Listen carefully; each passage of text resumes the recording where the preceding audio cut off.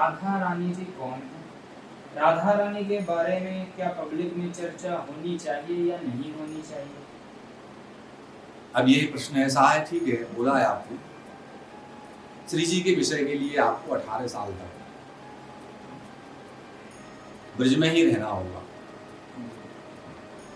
और ब्रज में रह करके मौन रहो। इसमें रात्रि में भ्रमण करो, किसी पेड़ से कान लगा के सुनो, बालू में बैठ करके चिंतन करो, बालू में बैठ के सुनो, आपको महसूस होगा श्री जी है कि नहीं। मैं आपको आगे बताऊंगा कि श्री जी कौन है। हालांकि तुमने अभी पूछ लिया मुझसे, पब्लिक में ये चर्चा का विषय नहीं है राधा रानी, क्योंकि पब्लिक इस विषय से बहुत दूर है। जो खाने कमाने वाले लोग हैं, जिनके पास में पेट भरने के अलावा और कोई कार्य नहीं है, दिन भर उसी में लगे, पूरी उम्र चली है उसी में, उन लोगों के बीच में इस विषय को ले जाओगे। ये तो अति गुह्य है, बहुत गुप्त है। गोप्य प्रश्न आया, गोप्य उवाच, जो गोप्य अर्थात गुप्त रखती हर चीज को, वो उवाच आ रहा है वहां पर। कोई गोपी उवाच नहीं है वहां पर, गोप्य उवाच, गुप्त रखने वाली। तो गुप्त किसको रखती है? वो स्वयं गुप्त रखती है हर चीज को, उसकी चीजों को कौन बोल सकता है? श्री जी का विषय देखो, शंकराचार्य निशलानंद महाराज जी, आप पूछो मुझे शंकराचार्य जी से, त्रिपुर सुंदरी जिनकी पुत्री है, जिन्होंने अपनी जिब्या से सरस्वती को प्रकट कर दिया, जिन्होंने अपने बामांग से महालक्ष्मी को प्रकट किया। श्री जी कौन है? पराप प्रकृति ब्रह्म है। उनके बारे में जानने के लिए मैंने आपसे कहा ना कि वो पहले जाइए, व्यास जी को फॉलो कीजिए, हरिराम व्यास को फॉलो कीजिए श्री जी को जानने के लिए। जब तक आप ब्रज में नहीं आओगे तब तक श्री जी आपको नहीं मिल सकते, क्योंकि श्री जी के दर्शन ब्रह्मा को नहीं हुए, श्री जी का संवाद शिव से नहीं हो सका, नहीं बोल सकते। भगवान शंकर को जब विचारणी विषय के श्री राधा नाम का मंत्र मिला, शिव जी को मंत्र शंकर जी को मिला, दिया गया वृंदावन में आने के लिए। अब ये विषय ये है संतों का और रिसर्च करने पर प्रेमियों का विषय, बहुत ज्ञान से हजारों कोस ऊपर का विषय है। एक ज्ञानी आए थे उद्धव, बृहस्पति के शिष्य, ब्रह्म ज्ञानी।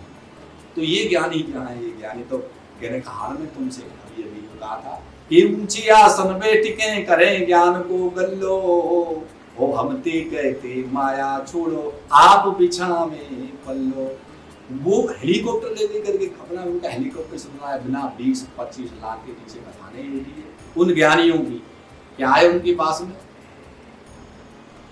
कुछ नहीं है। तो ये चर्चा का विषय नहीं है, इसे पब्लिकली चर्चा में नहीं लाना चाहिए श्री जी को कभी भी। श्री जी कभी भी चर्चा का विषय नहीं है, ये तो भाव का विषय है, ये तो भाव का विषय है मित्र। 18 साल लगाओ तब आप इस भाव में शायद उनकी कृपा हुई तो प्रवेश कर सकते हो, मिल सकता है कुछ आपको, विश्वास हो सकता है। भैया हमें तो जब परे इतना समय गए 18 साल, ठीक है, अभी तक हमारो विश्वास 75% ही है, 25 नहीं भयो है 18 साल रहने के बाद में, क्योंकि वो बहुत भूरी है। उनको काऊ के राग द्वेष से कोयल में भरून है, ठीक है। सकल ब्रह्मांड में जो कुछ हो रहा है उन्हें कोई लेना देना नहीं, जो करने वाला है वो जाने, हमारा काम नहीं। ना हमारा किसी से रूठना है, ना हमारा किसी से प्रश्न होना है। वो कहती है, बोले मुझे कृष्ण ही सेवक चाहिए, बस कृष्ण ही मेरा देवता है, कृष्ण ही मेरी देवी है, कृष्ण ही मेरी पूजा है, सब कुछ उनका श्री कृष्ण है। सकल ब्रह्मांड मैंने आपको तुमको बताया अभी, इस सरस्वती को जिब्या से प्रकट किया उन्होंने, वामांग से लक्ष्मी को प्रकट कर दिया उन्होंने। आप सप्तशती में देखिए क्लीम जो अक्षर है, जो क्लीम अक्षर आता है यहाँ पर, वो श्री जी का अक्षर है। अब उसके लिए आपको श्री जी को जानने के लिए बहुत लंबा सिस्टम है। आप अच्छी तरह से, और जो गर्ग संहिता है उसका विश्लेषण करो, कम से कम 5 बार गर्ग संहिता को अच्छे से पढ़ो आप, और किसी विषय को मत पढ़ना। अगर और किसी विषय को पढ़ते हो तो पर श्रीमद् देवी भागवत को पढ़ो, नवम स्कंद देवी भागवत का पढ़ना। उसमें क्या चर्चा है, दिव्य चर्चा है। श्री जी को ऐसे नहीं जाना जा सकता है, उनकी सेवा में जाओ तब वो जान सकते हो। ये पब्लिक का विषय नहीं है, गलत है, इस पर कभी भी चर्चा नहीं होनी चाहिए। और ये गलत है, इस पर कभी चर्चा मत करना, क्योंकि ये साधारण विषय नहीं है। इनको कौन समझ पाया? जो ब्रह्मा 60,000 वर्ष तक तपस्या करते हैं और श्री जी के नख देखने के लिए उनको दर्शन नहीं होते, तो फिर ये तुच्छ जो मलमूत्र यानी मिट्टी से बना हुआ जीव जो भोगी है, अघासुर, अघासुर जो सोचो ना, जना अघासुर आयांते 60 दुष्कर, 60 जो है क्या मूर्ख अघासुर, जिसने जिंदगी भर कमाया, चड्डी पहन करके, बनियान पहन करके, जो धर्माचार्य ऊपर से कुर्ता पहन करके चैलेंज करते हैं, इनकी खाल उधेड़नी चाहिए। जब भी ये बोले ना मंच पे जाकर के, इनकी खाल उधेड़ लो कि पहले तुम बैठना सीखो, पहले धर्म के बारे में बोलने से पहले सोचो कि धर्म क्या है। धर्मो ही तेसो मदको विशेषो धर्मीण हीना पशुभित नराम। तो धर्म क्या है पहले सोचो उसको। 10 लक्षण है उसके, आप बताइए कौन सा लक्षण है इनके तरह धर्म का, और फिर भी धर्म अच्छा।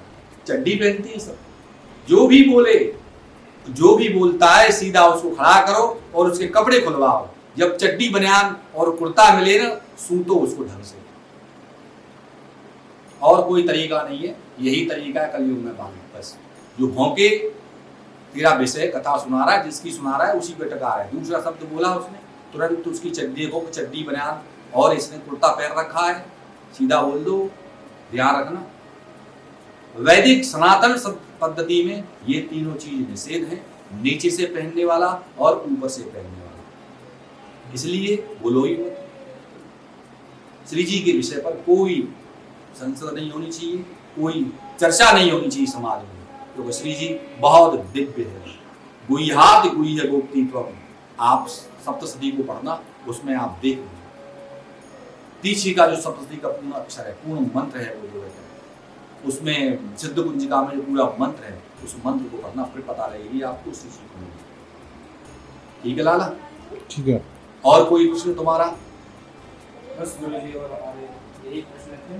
बहुत बहुत धन्यवाद गुरु जी, आप हमारा मार्गदर्शन कीजिए। नहीं बेटा, और ये अच्छी बात है, आप ब्रिज में रहते हो, राधा रानी को जानने की कोशिश मत करो, लेकिन ब्रिज का सेवन करो।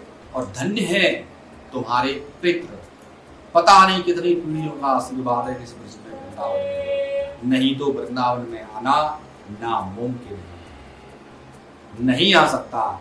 जब शंकर नहीं आ सकते अपनी मर्जी से, श्री जी की इच्छा से इसमें वो आ सकता है।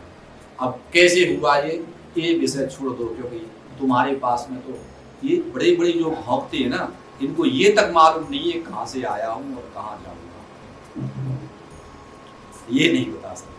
अरे जो अपने माता पिता के नहीं हुए, पितृ ऋण जिन्होंने नहीं चुकाया, वो दावा करते